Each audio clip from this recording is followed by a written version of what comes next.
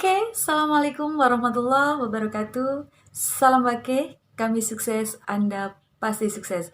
Good job. Apa kabar, apa kabar, apakah kabarmu?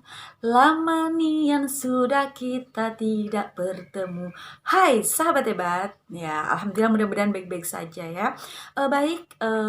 Masih bersama Wali Kelas Channel. Hari ini kita akan belajar masih kelas 6, masih tetap kelas 6 ya. Kita fokus di kelas 6, masih pada tema 1, subtema 2. Kalau video sebelumnya itu adalah tentang muatan pada muatan IPA.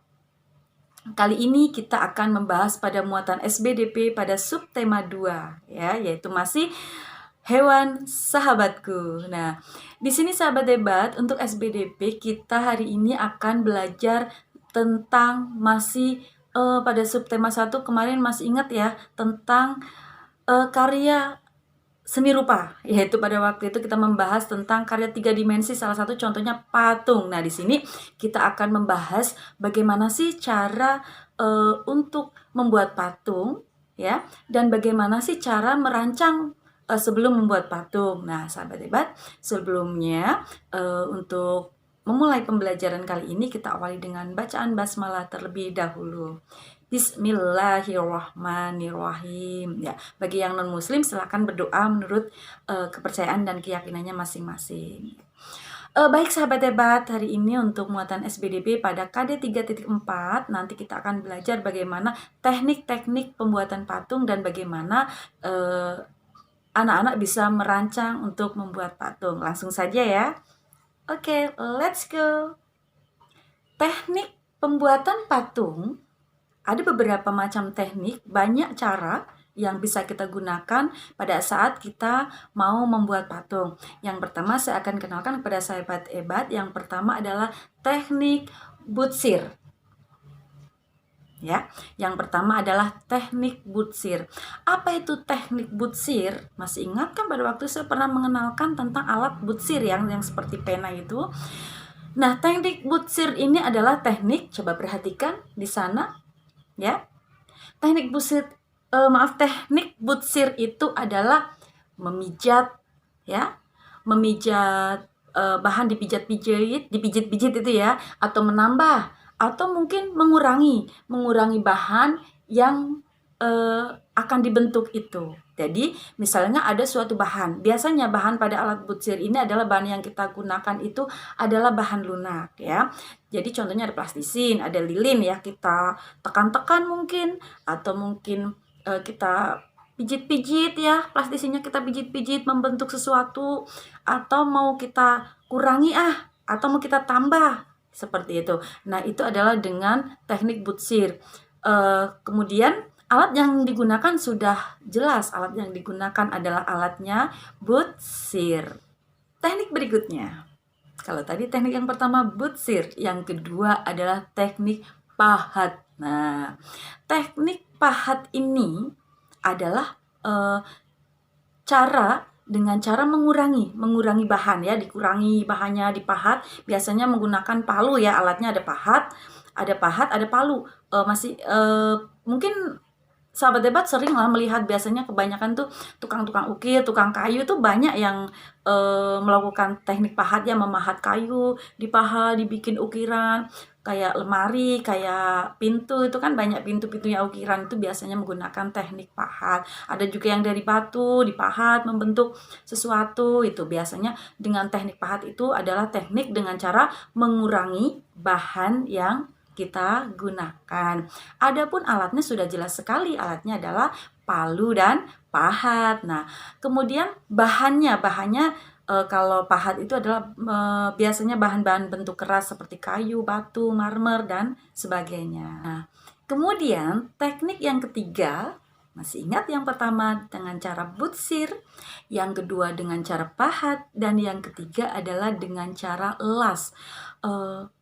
Sahabat hebat pernah pergi ke bengkel? Nah, di bengkel hampir 90% bengkel itu punya las ya. Nah, di situ teknik las itu adalah ya dengan cara mengelas ya, dengan cara mengelas biasanya adalah bahan yang digunakan itu ada besi ya, ada lagi yang seperti tembaga ya, bahan-bahan sejenis itu ya, untuk biasanya untuk teknik-teknik las seperti itu.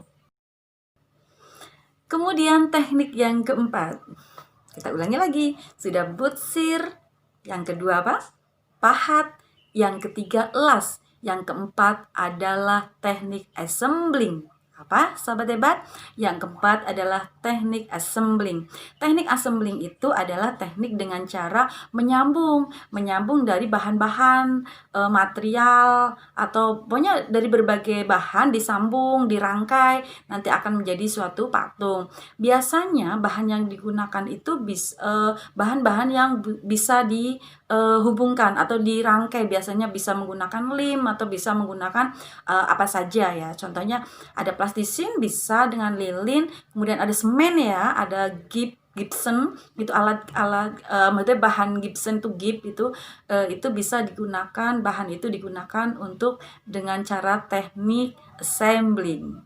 Kemudian teknik yang berikutnya, masih ingat, kita selalu mengingat lagi, ada butsir, ada pahat, iya betul, ada las, kemudian teknik apa lagi tadi? Assembling, yang terakhir dengan cara teknik cetak.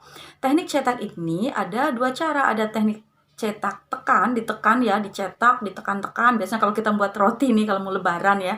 Terus kemudian ada dengan cara dicor. Nah, adapun bahan yang bisa kita gunakan, coba perhatikan di situ ya. Ada semen, ada gips ya, ada fiberglass, emas yang cair yang nantinya akan dicetak. Biasanya alat yang digunakan itu adalah cetakan. Kalau teknik cetak, alat yang digunakan cetakan. Cetakannya seperti apa? Ya tergantung sesuai kebutuhan kita gitu ya. Bentuknya mau seperti apa, maka kita siapkan cetakan yang sesuai dengan bentuk yang sesuai keinginan kita. Nah, itu tadi teknik-teknik pembuatan patung. Nah, sekarang bagaimana sih cara merancang membuat patung? Nah, sebelum kita membuat patung, tentunya kita harus merancang dulu. Apa saja yang harus kita lakukan dalam merancang sebuah patung? Tentunya yang pertama kita akan membuat sketsa. Apa itu sketsa? Nah, sketsa nih, contoh membuat sketsa. Oke, paham ya maksud sketsa ya? Membuat rangkanya dulu, bisa dengan pensil, bisa dengan suatu bahan, bisa dengan apa saja. Yang jelas kita akan membuat sketsa rancangan kira-kira nanti sketsanya patung yang akan kita buat itu bentuknya seperti apa. Yang kedua, setelah kita merancang sketsanya, bentuk patungnya nanti akan seperti apa. Yang kedua adalah kita harus menyiapkan alat dan bahan. Alat dan bahan ini disesuaikan dengan sketsa kita tadi. Kita membentuk bahan merancang patung ini, berarti alat dan bahan yang akan saya butuhkan kira-kira apa ya? Yang mudah ya, atau yang bisa mudah kita temukan, atau mungkin yang ada, atau mungkin yang saya bisa gitu, seperti itu. Jadi alat dan bahan itu disesuaikan. Nah, kemudian setelah menentukan alat dan bahan, kalau kita sudah ada alat dan bahan, baru kita tentukan tekniknya. Nah, jadi sebelum kita menentukan teknik tadi, yang berbagai macam teknik tadi, kita harus lihat dulu kita alat dan bahan yang kita punya apa gitu kan. Kalau kita misalnya kita hanya punya alat ada bahan kayu, terus kita punya alat palu dan pahat, maka teknik yang kita gunakan adalah dengan cara pahat. Jangan sampai kita memilih teknik las, namun alat dan bahan yang kita siapkan itu adalah palu dan pahat. Nanti nggak jadi. Masa kayu mau dielas, nggak jadi ya. Kalau teknik las itu tentunya bahannya adalah yang kita siapkan adalah besi atau tembaga. Nah, kurang lebih seperti itu sahabat hebat. Ini adalah materi ringkasan ya dari subtema 2 muatan SBDP. Mudah-mudahan sahabat hebat bisa memahaminya dan bisa mempraktekannya di rumah.